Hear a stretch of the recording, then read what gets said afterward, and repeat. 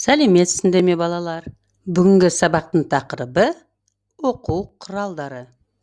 Сен бүгін оқу құралдарын ажыратуды, рөлге бөліп оқуды үйренесің. Қандай оқу құралдарын білеміз? Еске түсірейік. Іске сәт.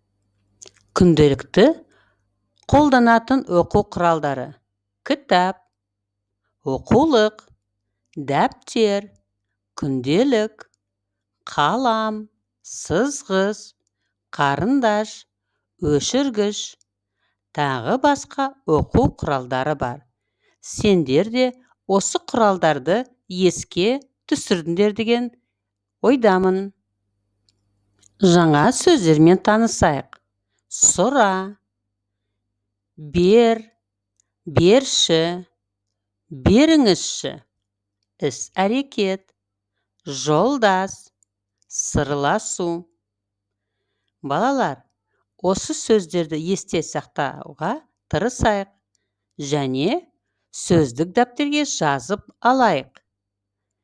Сосын осы сөздермен сөз тіркестерін сөйлемдер құрастырып көрейік. Іске сәт. Оқушылар, есте сақтайық. Біліп алу керек. Кімнен деген сұрақ қойғанда, наннен, данден, тантен қосымша жалғанады. Мысалы, Әсемнен алды, атадан сұра.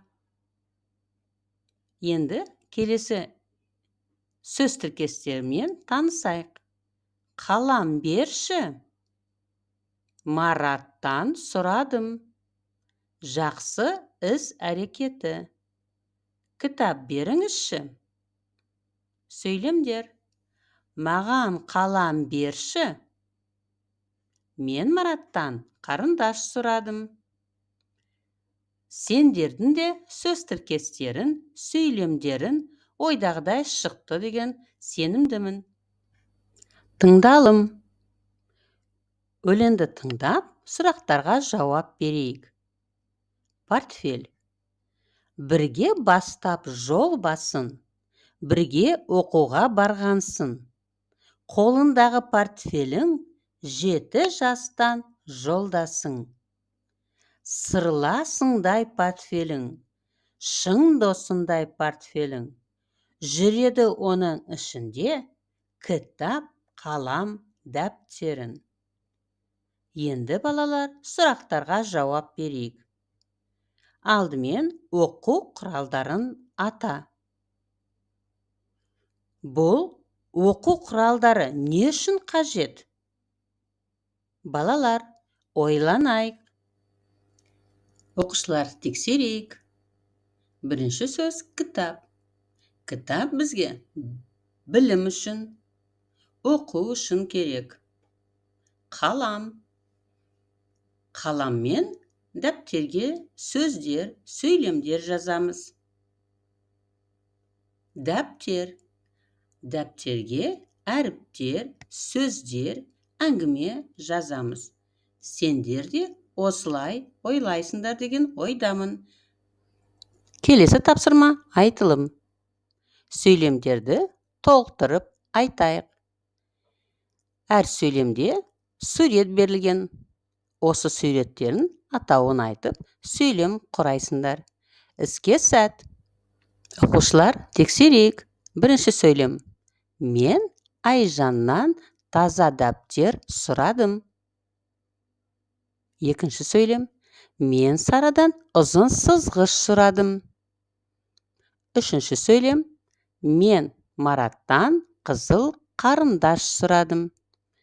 Оқушылар, сендердің де сөйлемдерін сәтті шықты деген ойдамын. Оқушылар, оқылым. Келесі мәтінді рөлге бөліп оқимыз. Алдымен мені тыңдап алыңдар. Жаман сөмке. Айдар мектептен келді. Әжесі оның сөмкесінің жоқ екенін байқап, сөмкен қайда деп сұрады. Оны есіктің сыртына қалдырып кеттім, деді Айдар. Біреу алып кетсе қайтесің? Бар, алып кел. Керегі жоқ, ол жаман. Неге жаман? Кеше ғана алдың ғой. Жоқ, оның ішінде екілік бар, деп Айдар жылап жіберді. Оқушылар, қалай ойлайсыңдар? Айдардың іс-әрекеті дұрыс па? Ойланайық. Сосын бұл мәтінді рөлге бойып сыныпта оқисыңдар. Оқушылар, келесі тапсырым жазылым. Берілген сөйлемдерді толықтырып жазайық. Сурет ауталарымен сөйлемдерді толықтырып жаз. Іске сәт. Тексерейік. Кітапты оқимын. Сызғышпен сызамын. Дәптерге жазамын. Қарындашпен сурет саламын.